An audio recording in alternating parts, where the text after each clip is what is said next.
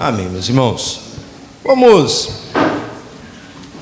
abrir a nossa escritura, vamos abrir a palavra do Senhor lá em Efésios capítulo 5, porque o nosso alvo hoje será então falar sobre o homem e o papel de pastorear a sua casa.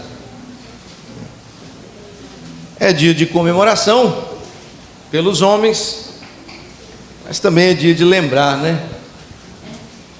a ordem bíblica a nosso respeito. Você vai abrir em Efésios 5, porque nós vamos caminhar um pouquinho no capítulo 5 e também pelo capítulo 6. E o nosso alvo então, meus irmãos, vai ser isso, falar sobre a verdadeira masculinidade e o papel do homem crente, do homem, por que não dizer, do homem presbiteriano, e aqui com foco dentro da sua casa, qual que é realmente o nosso papel. E é bom, meus irmãos, nós nos lembrarmos disso, e é interessante que nós mantenhamos no nosso calendário mesmo, um dia para comemorarmos o homem crente, o homem de verdade, porque eu não sei, talvez seja só impressão minha, mas você já percebeu que o mundo não gosta de masculinidade? O mundo de hoje não é chegado à masculinidade.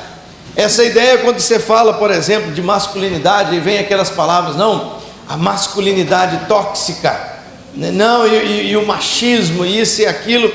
Rapaz, em nossos dias, ser homem parece que virou agressão. Você entra na internet e tem, eu me lembro, gente, uma cena deprimente, eu vi isso na internet também. É o filho do Fábio Júnior, como é que é o nome dele? Fiuk, isso. O Fiuk, ele parece que estava num reality show, e aí chorando e tal, e pedindo perdão por ser homem. Eu falei, gente, que cena deprimente, que cena horrorosa. Ser homem parece que virou agressão. Você fala, não, eu sou um homem hétero, virou assim uma palavra estranha para os nossos dias. E sabe qual que é o problema disso? Desse mundo que não gosta da masculinidade? O resultado disso é uma crise de masculinidade.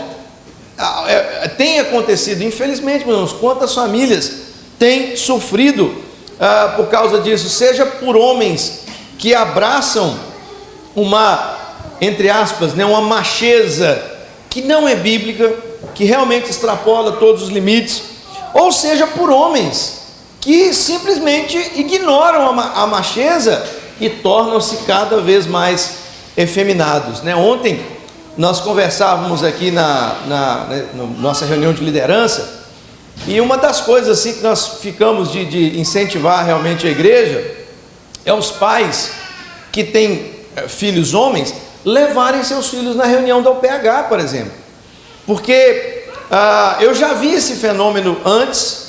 De às vezes as crianças, elas estão sempre com qual sociedade? Estão com a SAF. Há algo de errado nisso? Não há nada de errado, porque a SAF vai pregar a palavra do Senhor, mas a SAF vai fazer trabalhos femininos. E se os nossos filhos crescerem tendo contato apenas com a feminilidade, não tendo contato com a verdadeira masculinidade, nós vamos esperar o quê? É fato que os nossos filhos vão se identificar. O mundo já vai bater firme neles, dizendo que masculinidade é errado. E nós ainda, se empurrarmos ele para esse caminho, corremos sérios riscos, meus irmãos, porque o mundo está estranho em relação à masculinidade. Outra coisa, quando você olha, por exemplo, para as roupas de muitos homens hoje, e rapaz, eu já vi grife aquelas camisas que mostram a barriga, e os homens fortão, a camisa apertadinha e mostrando a barriga. Cara, que isso? Onde que nós vivemos? Que mundo que nós estamos vivendo? E essas coisas têm se tornado realmente a feminilização do homem. E isso não é só um problema religioso, isso é também um problema religioso, mas ele é um problema civil muito grave. Uma sociedade feminilizada, ela tem os seus problemas. A sociedade de homens femininos tem os seus problemas já listados na história. Mas, meus irmãos, a Bíblia, ela nos ensina a ser homem de verdade. A Bíblia, ela trata a respeito da masculinidade e ela nos ensina, e ela mostra para nós qual que é a posição, que não é a macheza do famoso Red Pill, né? Hoje tem o movimento Red Pill, que é um movimento até estranho, né? Que não é essa macheza extremista, mas definitivamente o homem crente, a palavra de Deus nos ensina a ser homens, homens de verdade, homens que Deus deseja que nós sejamos, homens que tenham qualidades masculinas da verdadeira masculinidade bíblica. A Bíblia, meus irmãos, nos ensina a sermos chefes do nosso lar, ela nos ensina a como nos portar na sociedade, ela nos ensina como o papel do homem diante da igreja. A Bíblia nos ensina, e nós precisamos resgatar essa ideia de masculinidade bíblica verdadeira. E hoje é um dia interessante para que nós falemos sobre isso.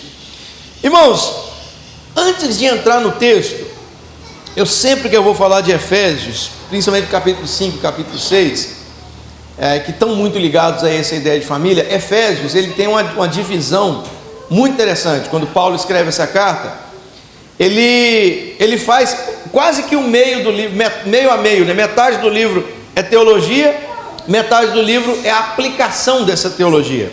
Capítulos 1 até o capítulo 3, Paulo vai tratar de fundamentos teológicos, né? E aí o 4, 5 e 6, ele vai mostrar para nós como que toda essa teologia, ela desemboca realmente na prática das nossas vidas. Então é importante lembrar, antes de olhar para o texto, isso, meus irmãos, a Bíblia mostra que existem atitudes masculinas. Não adianta, meus irmãos, a gente só orar, e eu estou colocando isso bem entre aspas aqui, né? Não é que eu estou diminuindo a oração, mas não adianta só orar pedindo assim, me torna, né, um homem de verdade. Nenhuma corrente de oração, meus irmãos, vai substituir o fato de que nós precisamos adotar também comportamentos santos. Às vezes a gente tem essa ideia. Aqui o texto ele está mostrando para nós que existe uma forma de ser, existe algo que nós precisamos fazer. Não adianta só ser um homem de oração, eu preciso ser um homem também de atitudes verdadeiras, que encara o papel e que os irmãos vão ver, não é fácil. E eu faço questão de dizer que não é fácil, porque, irmãos, ser cristão, embora hoje muita gente insista em dizer que ser cristão é muito fácil, se fingir cristão é muito fácil, meus irmãos. Ter os jargões que nós temos, cantar as canções que nós cantamos, isso é muito fácil. Realmente dá para imitar, emular um cristão. Mas agora, ser cristão de verdade, meus irmãos, dá trabalho. Dá trabalho. E à medida que foi caminhando aqui, os irmãos vão ver o seguinte: dá trabalho e não é garantia de felicidade o tempo todo. Às vezes, ser cristão vai nos trazer, obrigado, tio. Um cristão comprometido, ele vai ter momentos onde ele vai ter que escolher entre felicidade e fidelidade, onde ele vai ter que escolher entre estar bem ou ser fiel. E é aí que o caráter de um homem verdadeiro se mostra. Vai chegar um momento onde a minha escolha vai ser o seguinte: o meu conforto ou o meu papel como homem verdadeiro. E aí é hora de eu decidir. Aí é hora de eu mostrar realmente a fibra de um homem cristão verdadeiro, né? Mas olha para o texto comigo, principalmente a partir do verso 25. Paulo vai falar para nós sobre os maridos, né? O papel do homem. E a gente pode tirar muitas aplicações aqui do homem verdadeiro, não só aos casados, mas aos que não são casados ainda. Ouçam, aprendam, entendam e se comprometam a entender esse futuro aqui. Mas antes de olhar para o verso 25, eu quero olhar para o verso 18, porque aqui no capítulo 5, meus irmãos, Paulo ele vem falando sobre as atitudes, né, do crente, e ele vem mostrando como que nós precisamos ter uma vida santa, uma vida entregue diante do Senhor. E aí, de repente, no meio dessas orientações de vida santa, ele faz a seguinte orientação, verso 18: e não vos embriagueis com vinho, no qual há dissolução, mas enchei-vos do Espírito. Então, dentre tantas orientações, Paulo vira e fala assim: sejam cheios do Espírito Santo. Ele faz aqui o comparativo, né, do vinho, que era comum na sociedade dos Efésios. E o que ele vai falar a partir daqui presta atenção, o verso 18 ele fala assim: então, enchei-vos do Espírito. Aí talvez você pergunta: Paulo, como fazer isso? Como que nós vamos ser cheios do Espírito? E aí Paulo começa a explicar o que é ser cheio do Espírito. Ele diz: olha, falando entre vós com salmos, entoando e louvando de coração ao Senhor com hinos e cânticos espirituais.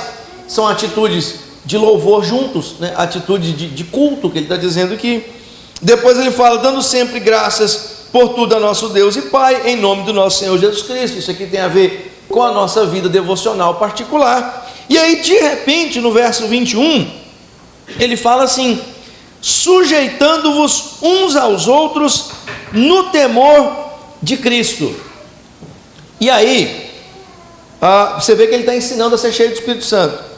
Aí, de repente, a nossa Bíblia tem, eu não sei a de você, a minha tem um negrito aqui chamado Lar Cristão, Marido e Mulher. Esse negrito, ele não faz parte do texto original. Ele é a Sociedade Bíblica do Brasil tentando dividir para ficar mais fácil para a gente ler, né? Às vezes ajuda, às vezes atrapalha.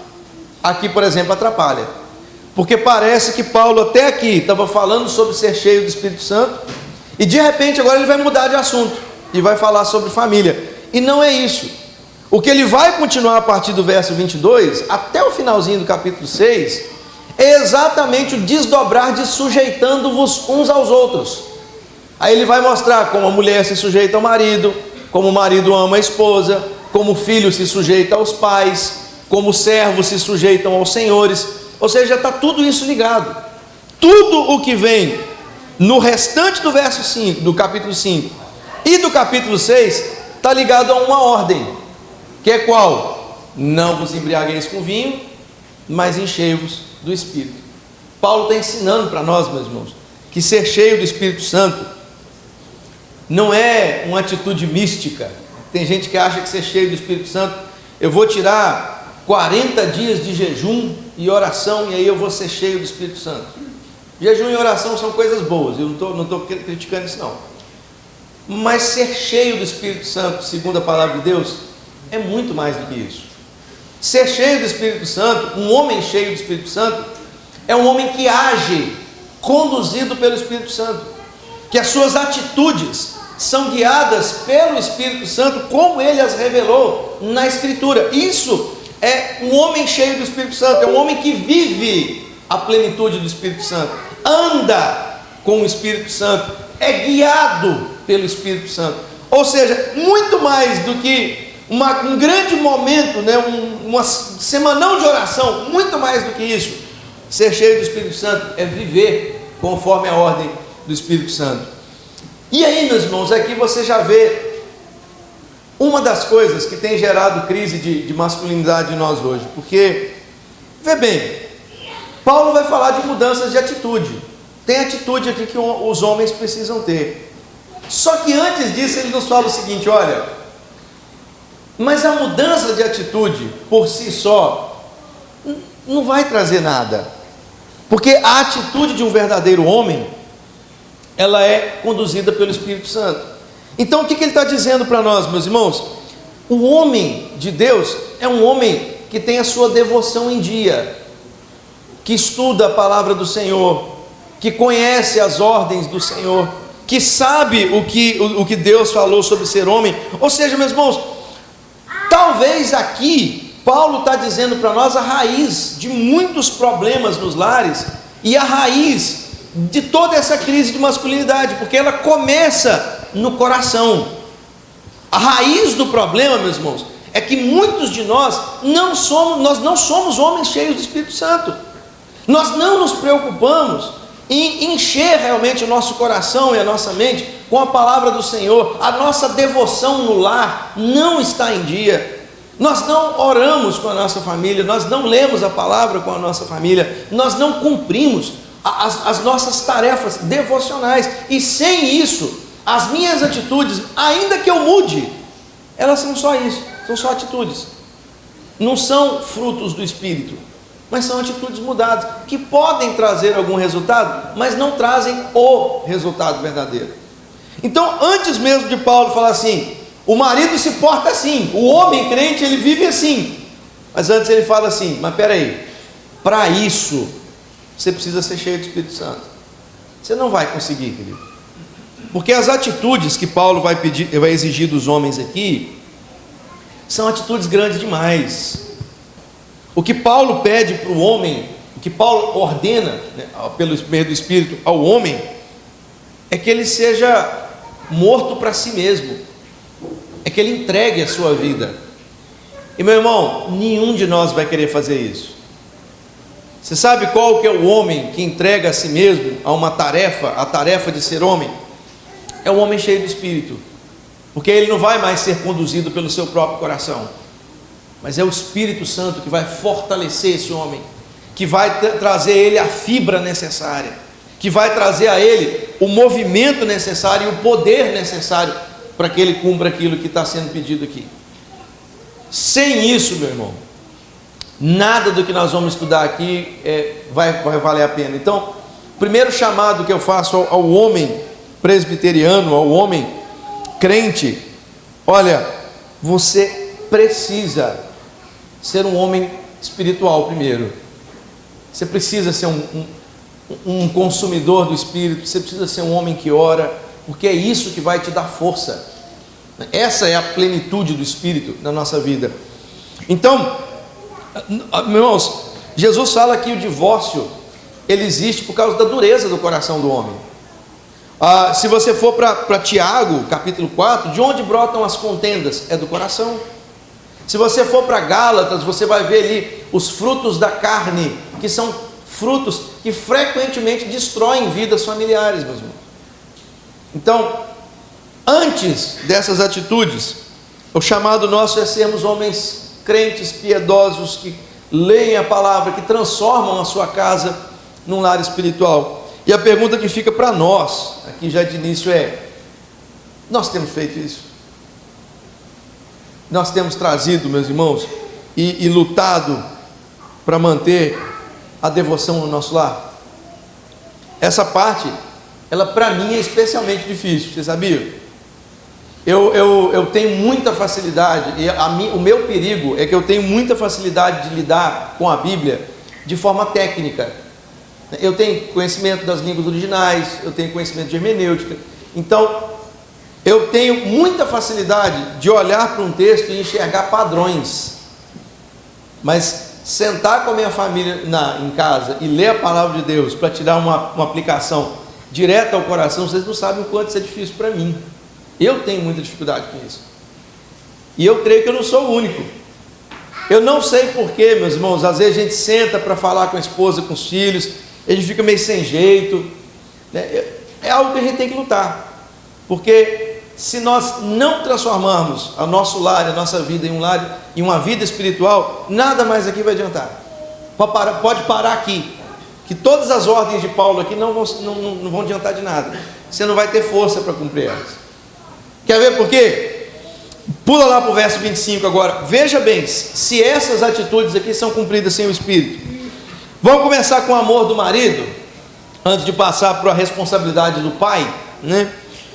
O verso 25 até o verso 27, Paulo então, desenvolvendo essa ideia da submissão, né, daquilo que é dever uns dos outros, ele fala assim, verso 25: maridos, amai vossa mulher como também Cristo amou a igreja, e a si mesmo se entregou por ela, para que a santificasse, tendo-a purificado por meio da lavagem de água pela palavra, para apresentar a si mesmo igreja gloriosa, sem mácula, nem ruga, nem coisa semelhante, porém santa e sem defeito.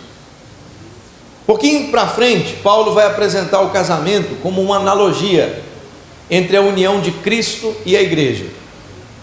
E aqui para mim eu acho que está o fundamento das palavras de Jesus. Sempre que Jesus falou que no céu não se casam nem não dão em casamento, eu creio que o porquê disso está aqui, porque o casamento ele é uma analogia, ele aponta para nós uma união mística entre Cristo e a igreja, uma união indissolúvel, uma união inquebrável, né? Então, quando nós formos para o céu, nós não vamos precisar desse símbolo, porque nós vamos estar diante do verdadeiro. Então aí a aliança do casamento perde o sentido.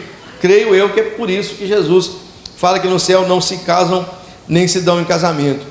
E aí ele fala aqui que o marido precisa amar a esposa como Cristo amou a igreja.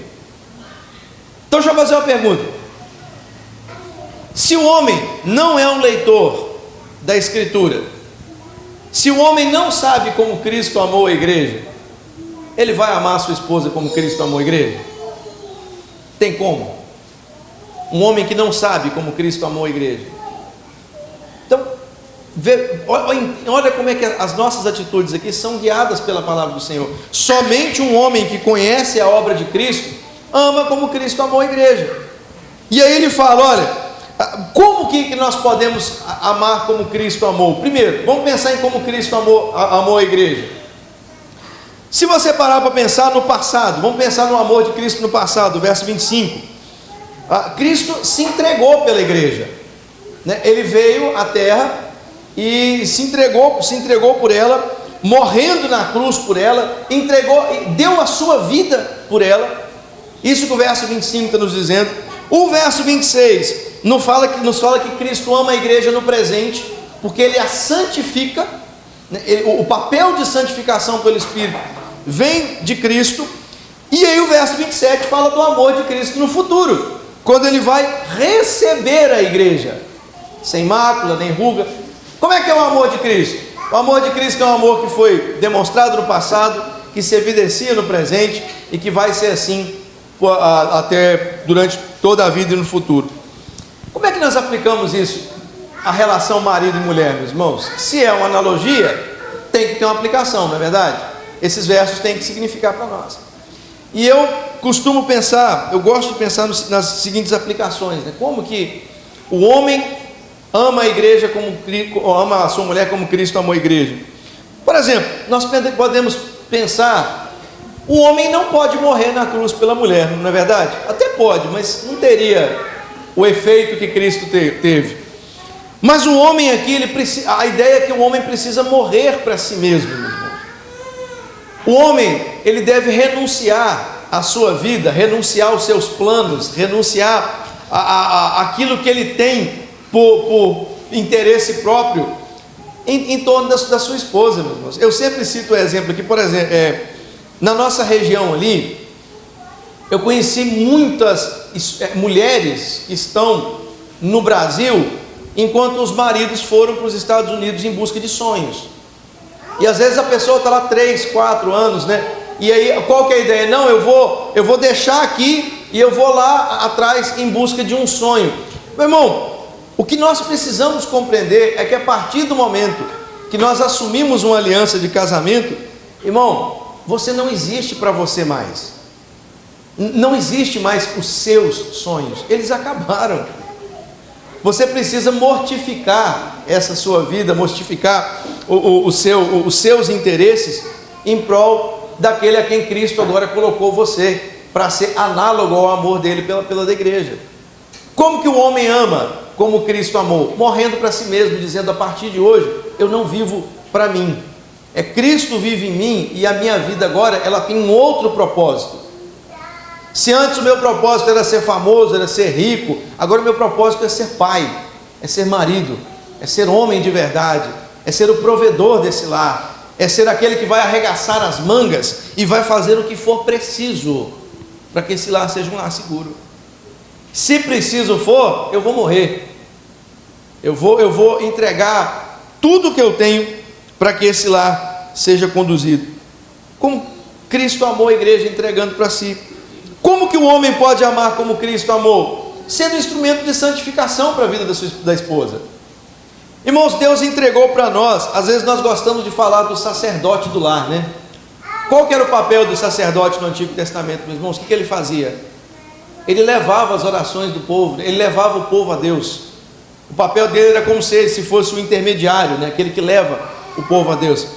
O papel do homem como um sacerdote do lar é esse papel, de conduzir a sua casa, de conduzir a sua esposa, seus filhos, a Cristo.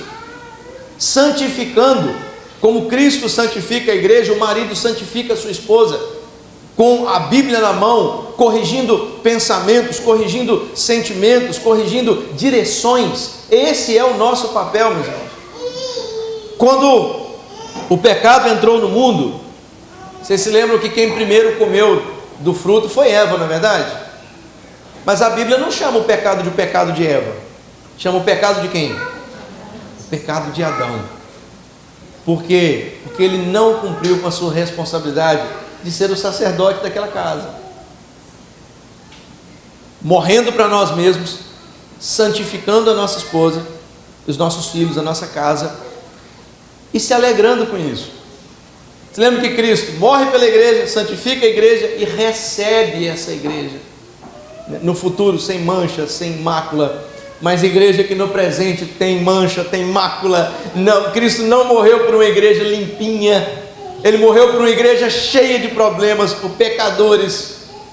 Do mesmo jeito, meus irmãos, o papel do homem é se alegrar com a sua esposa, com a sua vida, é se alegrar com seus filhos, é se alegrar com a sua casa, ainda, querido, que nem tudo seja perfeito, ainda que nem tudo aconteça como nós queríamos que acontecesse, mas ainda assim exercer esse papel com fibra e com alegria. Está vendo por que não dá para fazer isso sem ser cheio do Espírito Santo? Não dá, meus irmãos. Que homem vai fazer isso aqui por si mesmo? Qual homem vai morrer para si mesmo? Qual homem vai entregar a sua vida para outro? Qual homem vai se alegrar a despeito das circunstâncias? Hoje é muito mais fácil, quando nós temos um problema, vamos no cartório e vamos divorciar, é isso. É mais simples. Mas, irmãos, isso aqui é necessário ser cheio do Espírito Santo. A raiz do nosso problema é a falta disso aqui. Muitos casamentos não são sustentados porque falta o Espírito e falta a fibra para nos portarmos desse jeito, né? Isso é ser homem, meus irmãos. Não é ser o dono de si mesmo, ter o nariz empinado para tudo e para qualquer coisa. Ser homem de verdade é entregar a sua vida e se alegrar com isso, se alegrar com as suas dificuldades, sabe? Se alegrar com o seu cansaço, é chegar em casa cansado, mas feliz, como quem diz: eu cumpri o meu papel, eu fiz diante de Deus aquilo que Ele me chamou. E falando em chegar em casa, abre lá em 1 Pedro, capítulo 3. 1 Pedro, capítulo 3. Marca o dedo em Efésios que nós vamos voltar. Aqui um outro ponto bem prático, né? Do amor do marido.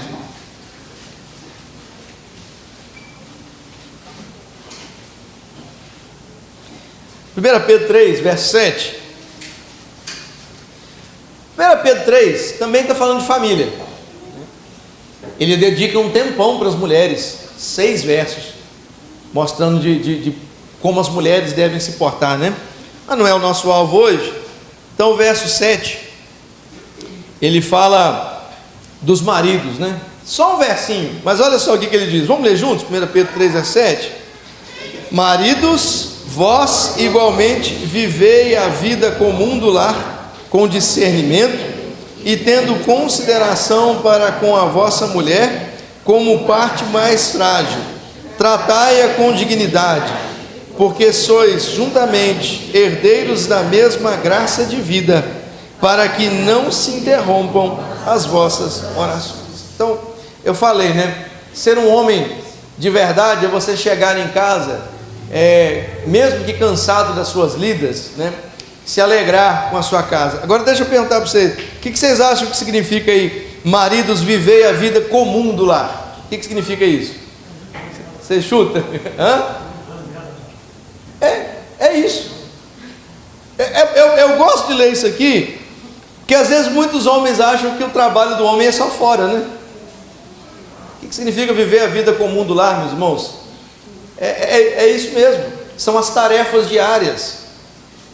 É você chegar em casa ainda que cansado e botar a mão na massa. Há coisas para serem feitas. O seu lar precisa ser construído com a sua presença nele. Viver a vida comum do lar é lavar banheiro, é lavar vasilha, né? É cozinhar de vez em quando, e você viver a vida comum do lar, meus irmãos. É interessante falar isso aqui, que tem gente que acha que isso não é coisa de homem, né? Acha que não é trabalho de homem. Irmãos, viver a vida comum do lar com discernimento. O que significa discernir? É saber o que você está fazendo, né? Ou seja, não é passar o pano na casa com raiva, mas é discernindo que você está fazendo o que é certo. Você sabe que esse também, viu, minhas irmãs? Não é só, mas é também o seu papel. Você tem que viver com sensibilidade, entendendo que a sua esposa, ela, por natureza, sensibilidade aqui não é ser afeminado, viu? Nós estamos falando contra isso, né? Mas sensibilidade aqui é entender que a sua mulher, a ideia aqui é como se ela fosse um vaso mais frágil. E há muitos sentidos que a mulher é mais frágil que o homem. Fisicamente, por exemplo, é uma delas, né? A mulher é fisicamente mais frágil que o homem. Mas em vários sentidos, emocionalmente também, em várias situações, embora as mulheres tenham emoções e gatilhos mais fortes que homens em certas coisas, mas o homem tem que ter sensibilidade também para entender os dilemas da esposa, as dores da esposa, os sonhos da esposa, e tratá-la com dignidade. Tratar com dignidade aqui é ter honra, principalmente na frente dos outros. Honrar em público é dizer: olha, minha esposa é uma mulher valorosa, né? Diante de outras pessoas, elogiar, né, essa mulher. Você está vendo como é que o amor irmãos, ser cheio do Espírito Santo é muito prático, vocês estão vendo? Não é uma coisa mística, é muito prático. Mas deixa eu terminar lá com a responsabilidade do pai. Volta lá para Efésios 6. Efésios 6, agora verso 4, que nós lemos juntos.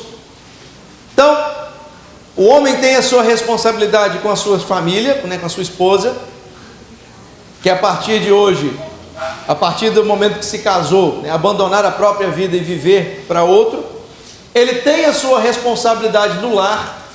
Basicamente, meus irmãos, o que Pedro está dizendo é que o homem também precisa ter controle da sua casa. Ele também precisa entender o que está acontecendo, ele precisa participar do movimento do lar. E aí no capítulo 6, verso 4, ele vai dizer o seguinte, vamos ler juntos?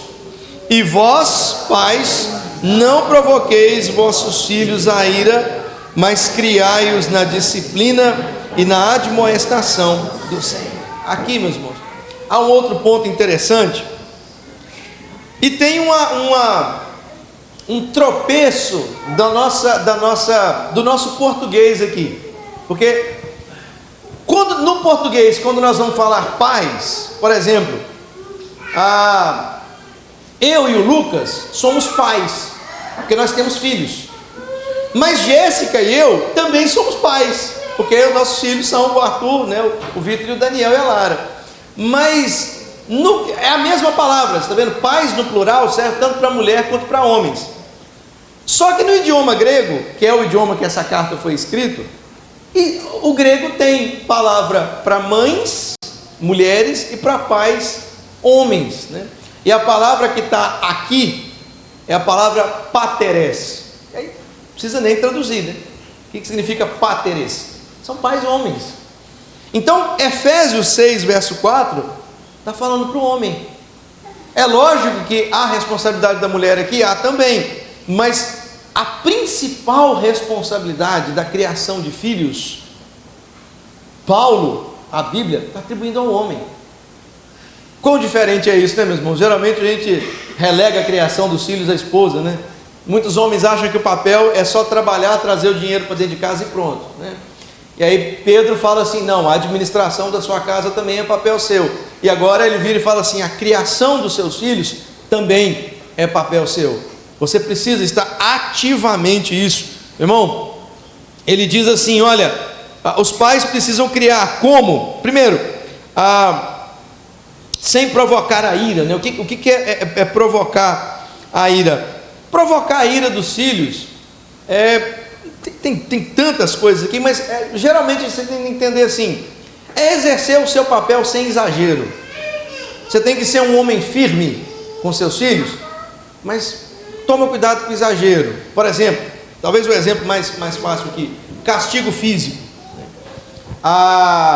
Provérbios fala que a gente não pode reter a vara da criança, porque ela é parte da correção da estultícia. Então, castigos físicos, né, a boa palmada, né, a varada na bunda, é bíblico. Só que o mesmo livro de Provérbios, ele fala que a gente precisa tomar cuidado com isso. A correção não pode se tornar agressão, é diferente. Uma coisa é corrigir, outra coisa é agredir. Então, a gente viver assim, viver de forma como aquilo que eu professo é realmente aquilo que eu vivo. Por exemplo, como é que eu provoco a ira do meu filho? Eu fico o tempo todo falando assim: filho, não fala mentira, é errado falar mentira, você não pode falar mentira. Aí alguém toca o telefone, você vê o cobrador: ih, meu filho, fala que eu não estou em casa não, né? Então, está entendendo? É isso, é viver de forma incoerente, é eu pregar uma coisa e viver outra coisa.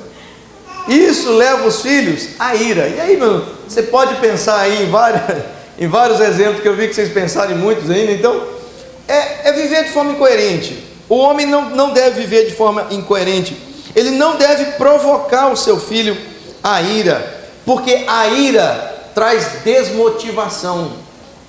Muitos filhos, meus irmãos, estão desmotivados com a igreja, porque pais exageraram no seu papel. E quando a criança olha e diz assim: poxa, meu pai lá na igreja, ele faz uma coisa, ele é uma coisa, ele é bonzinho com todo mundo gosta dele, mas na hora que chega em casa, esse homem se transforma. Esse homem é apático, esse homem não conversa comigo, esse homem não me instrui em nada, esse homem fala para me fazer coisas que ele jamais faria. Trata a minha mãe de um jeito que ele jamais trataria as mulheres da igreja. Então, isso é provocar a ira, é viver de forma incoerente. E o resultado: filhos desmotivados, filhos que não querem saber da igreja, porque o que viram da igreja é algo que eles jamais iriam querer para si mesmos. Então isso é o problema. O homem, aqui o texto fala que ele deve, né, além de não provocar a ira, criar o seu filho. E criar aqui também é uma palavra interessante. No hebraico, no grego é ektefrete, né? E é muito assim, tem muita coisa envolvida. Criar filho não é igual criar passarinho, né? Só dar água e comida e tá bom, né? Mas esse criar aqui, ele envolve todo tipo de educação. É a ideia de que, olha, você precisa entregar ao seu filho tudo que é necessário para ele viver.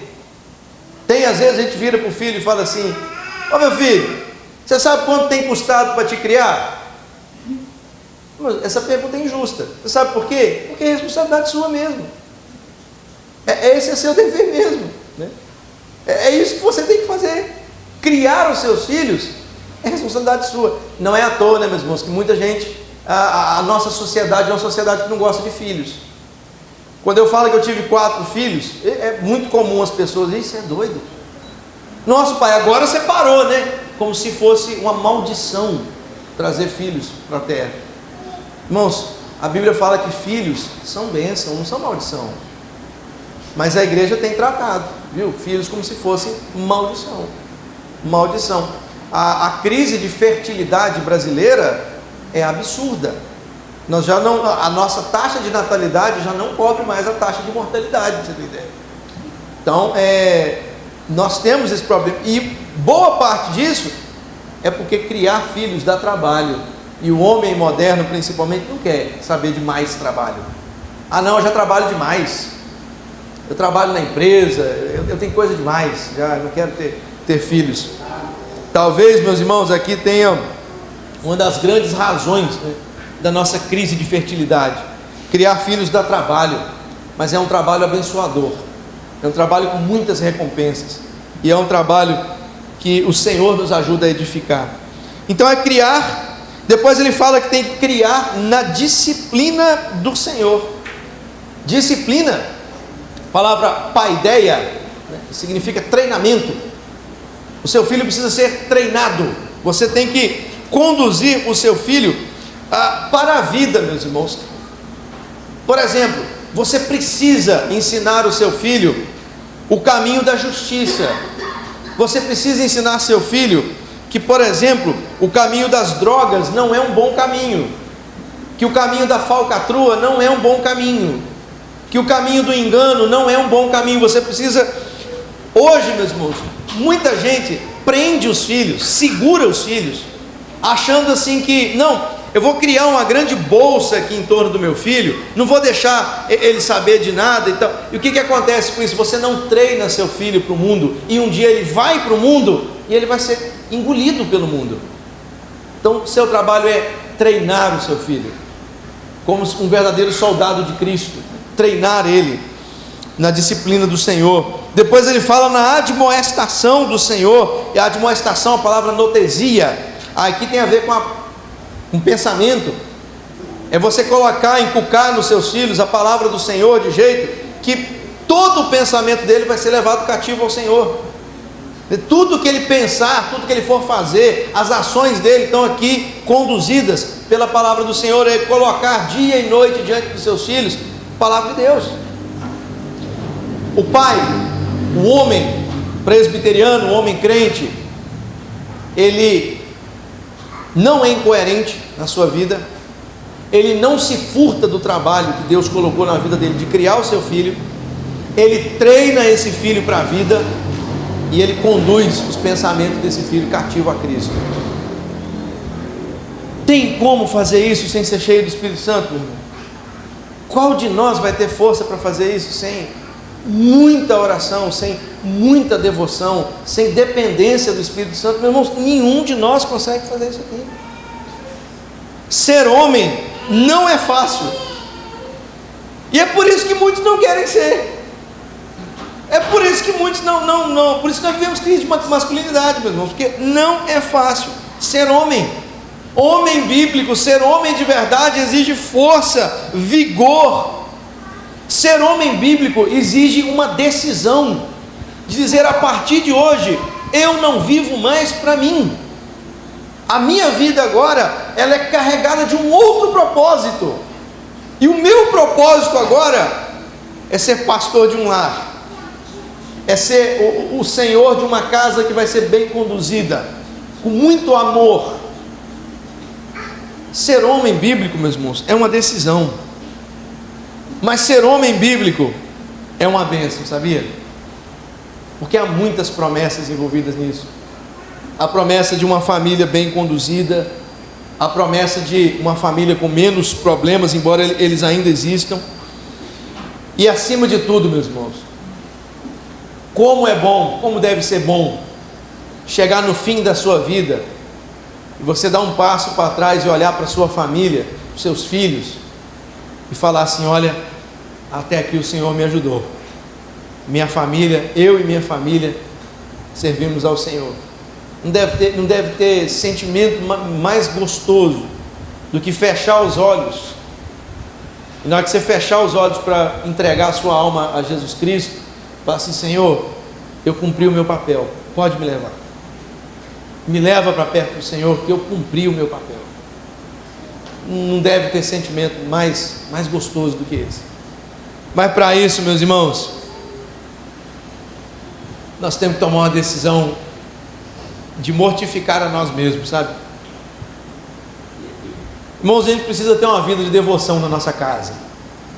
Você precisa ter uma vida de devoção particular se você quiser ser um homem verdadeiro. Você precisa depender muito do Espírito Santo. Você precisa gastar tempo com a sua família e com seus filhos.